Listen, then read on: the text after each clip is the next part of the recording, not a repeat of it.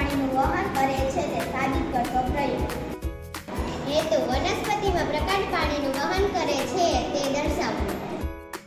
સાધન પારદર્શક પાત્ર, પ્લેટ, પાણી, દાલચાની, સફેદ પુષ્પ ધરાવતું પ્રકાંડ.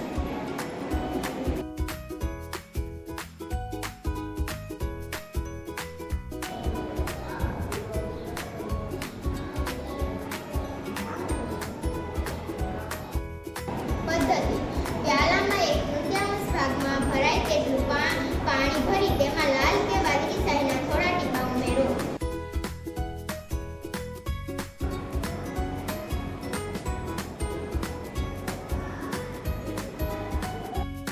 બે ત્રણ દિવસ પછી વનસ્પતિના પર્ણ અને પુષ્પ પ્રકાંડ ઊભા અને આડા છેદનું અવલોકન થાય છે.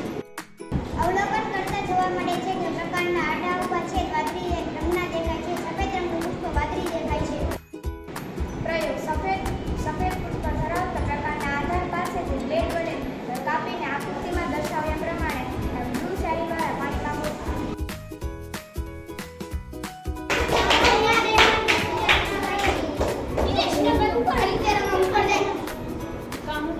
આમ સાબિત થાય છે કે જેમ પાણીમાં ઉમેરેલું બ્લુ શાહી દ્વારા પ્રકાંડનું વહન થઈ દરેક ભાગમાં પહોંચે છે અને તે પ્રકાંડ દ્વારા દરેક ભાગનું શોષણ થાય છે.